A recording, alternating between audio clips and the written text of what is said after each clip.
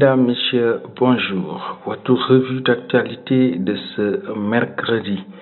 La commission départementale de recensement des votes a publié les résultats des législatives anticipées dans le département de Louga. Sur les 193 748 électeurs inscrits, 104 282 ont voté, soit un taux de participation de 54%. La coalition PASTEF, les Patriotes, arrive en tête avec un score de 44 287 voix, suivi de la coalition Sàmm Sa Kàddu avec 17 112 voix. La coalition Jàmm ak Njariñ occupe la troisième place avec 13 458 voix. La coalition Farlu se classe à la quatrième position avec 11 195 voix devant Takku Wallu Sénégal qui a obtenu 2 855 voix. Il faut désormais l'appeler honorable. L'avocat et responsable politique à Mbour, Maître Abdoulaye Tall, va occuper un siège dans cette 15e législature. La robe noire faisait partie du pool d'avocats du président du parti PASTEF, les Patriotes. Il fait partie des cadres du parti présidentiel qui ont porté le projet.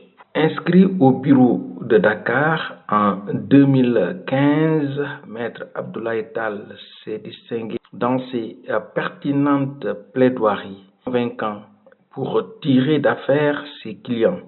Il a défendu son mentor dans ses déboires avec la justice. Le technicien en droit respecte l'éthique et l'intégrité. Excellent en communication, il est sans langue de bois s'il s'agit de défendre ses positions politiques.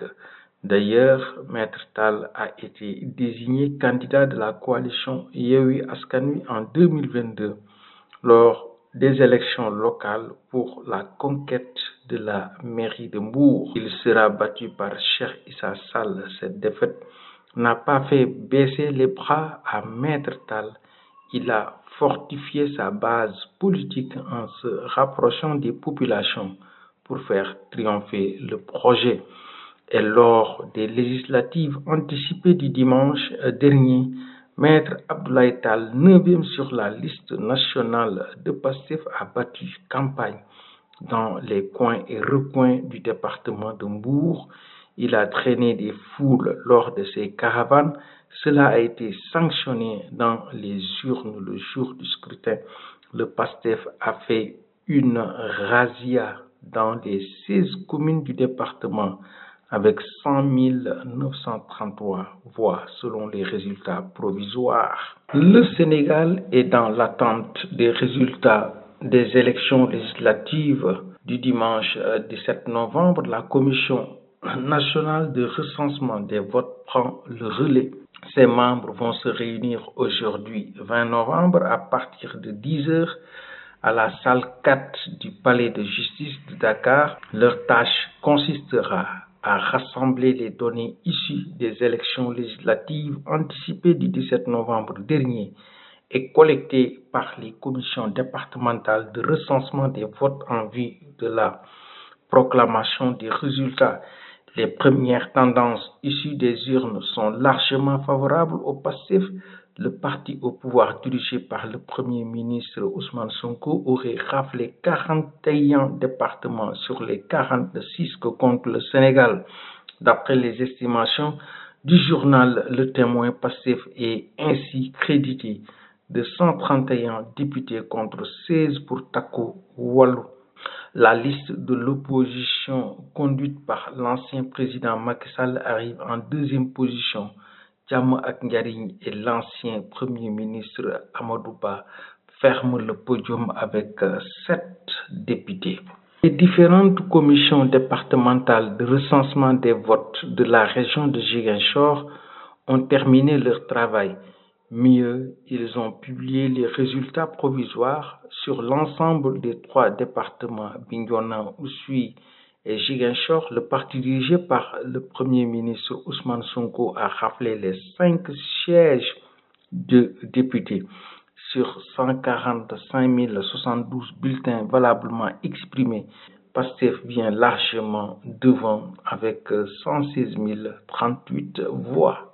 À Bignona, le parti d'Ousmane Sonko enregistre 58 966 voix sur les 69 282 retenus par la commission. Il est suivi par Takku Wallu Sénégal 3607 et Thiam ak Njariñ 2547. Pastef domine largement au sein de ce département et maintient son leadership dans le plus vaste département de la région avec 19 communes, alors que pour le département d'Oussouye, sur les 15 982 voix valablement exprimées, les patriotes arrachent 1262 voix.